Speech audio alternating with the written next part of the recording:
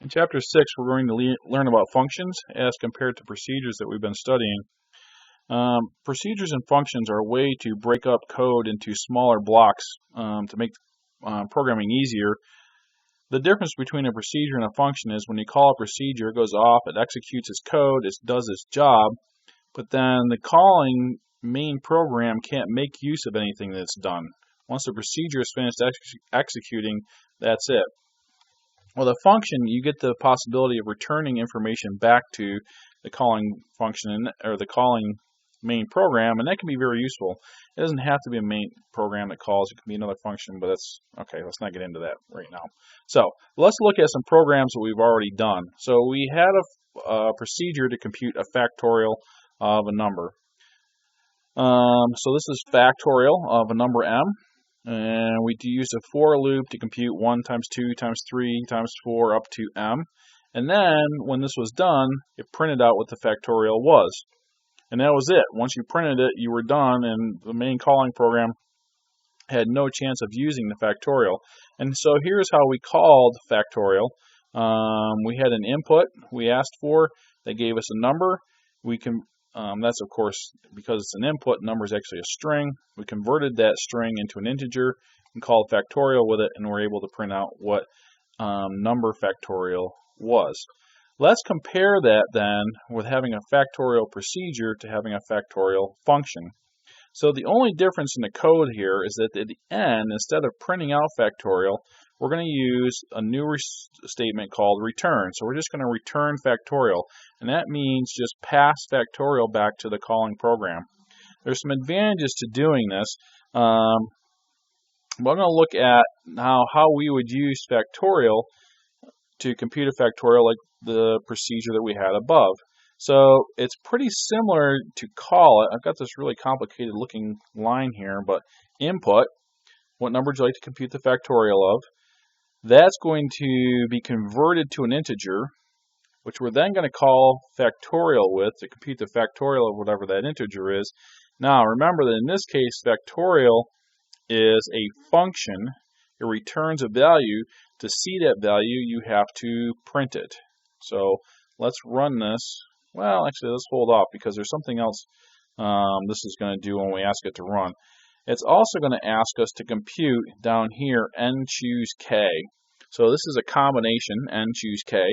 I think the important thing here is not so much the mathematics behind n choose k, is the fact that the formula for n choose k is n factorial divided by k factorial times n minus k factorial. So to compute the combination n choose k, you have to already be able to compute a factorial. If we didn't have the factorial written as a function but as a procedure, we'd have to write or rewrite all the code up here down here to do this computation. But because factorial returns a value, we can just use factorial of n, factorial of k, factorial of n minus k here. And it turns out that one of the ways to use this is if you're choosing committees. If you've got 150 employees and you want to choose a committee of size 4, then there's 150 choose 4 ways of choosing those committees. So let's run this and see what happens. So let's see, combinations. I don't have it up here, so we'll have to run it this way. Run combinations. Okay, so what do we want to compute the factorial of? Let's compute 5 factorials, which give 120. So we print out down here 120, and now it's going to ask us for a combination. So we're going to have 50 employees, and we're going to choose committees of size 3.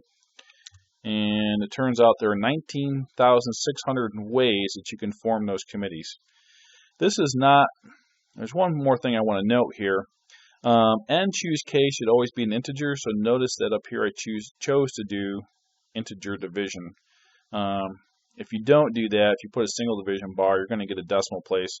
But then choose k, you really should always get an integer, not a float value. So what I really should be emphasizing here is the fact that factorial and n choose k both return their values back to the calling, in this case, the main body, and then we were able to use n choose k right there to print out how many types of committees that there are. So n choose k, you can think of that as a number.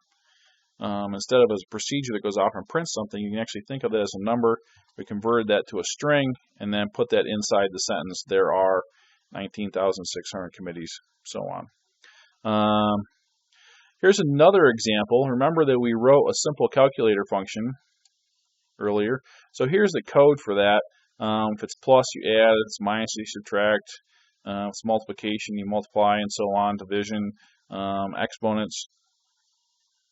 And then I did a couple of what I thought were funny things in here.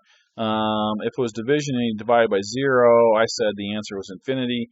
And if you didn't have an answer up here, I said I do not recognize the operation you want to perform. And then we did some operations where we asked what the first number you wanted, the second number, and then what operations should you perform, and had it working that way.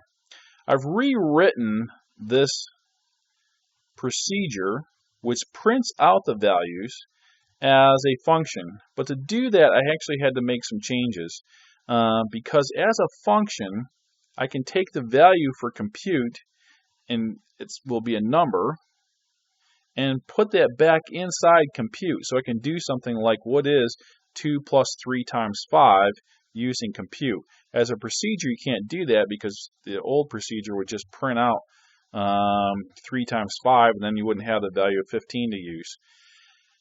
Because I can pass these values, the outputs from compute back into compute, I can't here print out infinity, because if I pass infinity here as an x or a y, it's not going to know what to do with it. And the same thing with if I pass a string, I did not recognize the operation you wanted to perform is in as one of the numbers x and y.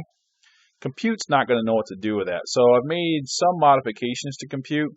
In the cases where you get a division by 0 or the operator is not recognized, it returns none. So the value return is going to be none in those cases. None is a built-in Python command that basically says, I have no idea what you're doing, user. You screwed up royally, so none for you. And in this case, if x or y happen to be, if either one of those is none, then we come down here and return none as our value and say, look, in the case that you screwed up the operation, I don't know what you've done. Okay, so other than that, in the normal case where you get addition, then we're just returning the value back to the calling procedure. And then I want to note what we're going to do down here. This is basically the exact same code we had in the original simple calculator. We check to make sure that the person is inputting numbers for the first and second number, input the operation to perform, and then we're just going to compute that. Notice that in this case, as compared to up above, compute is inside a print statement because compute is now a number. Compute is a function, so you can think of compute as being a number that we're going to print. And then I want to illustrate down here what I was saying up above. I'm going to compute 6 times 2 plus 4. So I'm going to compute, I want 6 to be multiplied by, in this case, inside I'm computing 2 plus 4 by calling compute again with 2 plus 4, which returns a value, and then that value will be put into this compute statement. So hopefully we'll get 48 out of that. Hopefully we won't get 48 out of that. Hopefully we will get 36 out of that. So let's run this and see what we get. Okay, so what number do we want to compute the fact? Oh, we don't. This is the wrong thing. We're not running combinations. We are running Better Simpler Calculator version 2. So let's run that. What is the first number? So let's put in a 3. Second number is a 4. And then let's put in a gobbledygook operator here. And we should get none. So we get none out for doing that, and we get 36 again. Let's run it again. So first number, 3. We're going to divide by 0. In this case, Bad operation, 3 divided by 0, so we should get none again. Okay, so we have a procedure that can print out none, or function. That's not brilliant. What is the first number? 5, 4, and this time we'll be smart about it and divide. And 5 divided by 4 is 1.25. The thing to emphasize here, and really the only difference from what we've been doing before, is that everywhere we're printing stuff, we're just returning it, and that becomes a value that can be used back in whatever you were using to call that function. It can be something from the main program, in this case compute, which we're able to print, or you can pass it. It can be compute, can call itself. Anything that requires a number can call compute. So returning values, very powerful, very useful stuff. It'll make us rethink a lot of the procedures that we have written.